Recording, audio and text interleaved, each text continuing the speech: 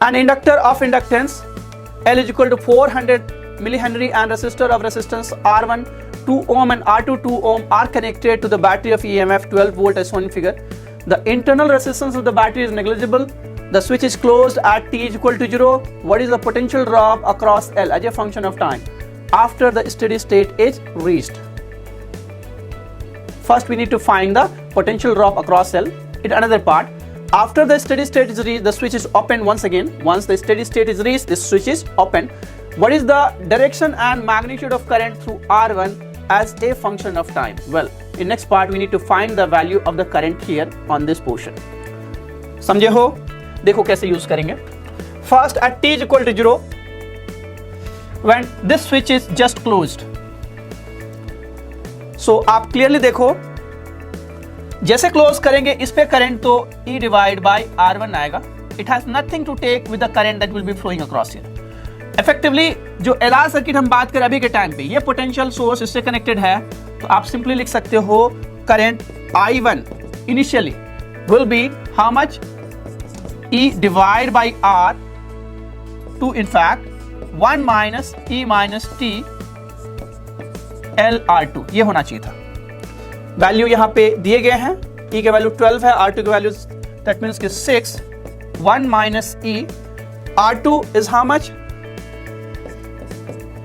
2 and L is 400 millihenry. That means I need to multiply with 1000 here. Okay, so that is coming out to 5t in exponent. So I1 initially it is 6, 1 minus E minus of 5t.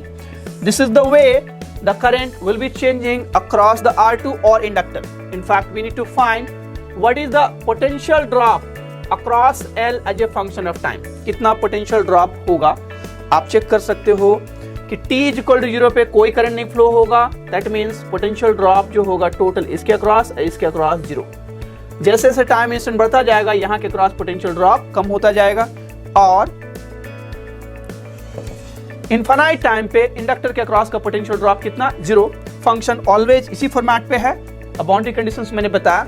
t is equal to 0 पे potential drop कितने का 12 का. Infinite time पे ये potential drop 0 का. सो मैं v across l लिख देता हूं 12e माइनस 5t. यही वैल्यू 5t वाला अपीयर होगा. चेक कर लो एक बार आंसर यहाँ पे. Yes, this is the answer.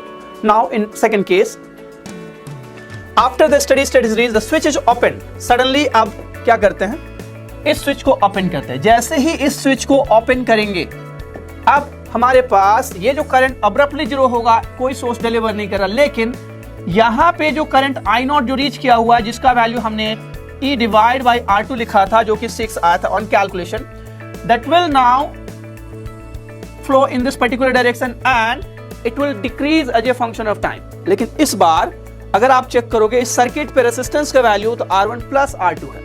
सो इस बार का करंट का वैल्यू हम लोग क्या लिखेंगे, I2 में लिख रहा हूं इसको. इस बार कितना हो रहा है, यहाँ पे इनिशियल कितना करंट था, ये वैल्यू 6 का था. 6 E minus T L by R. L that is yet again 400. R का वैल्यू इस बार R2 एंड R1 दोनों ऐड हो रहे हैं. दैट मींस कि 4 ओम इस बार यहाँ पे होगा. So what we need to find, and current का डायरेक्शन देखो, करंट का डायरेक्शन इस पे ये अपर डायरेक्शन इन फिगर है. So we need to find the direction and magnitude of current through R1 as a function of time. So यही answer होना चाहिए था. I2 6E माइनस T 4 यहाँ पे L का value 400 millihenry. So this one will cancel out. It will remain with 10 here. So I would say 6 e to the power minus 10t. ये होना चाहिए था current as a function of time once switch S is opened in this circuit.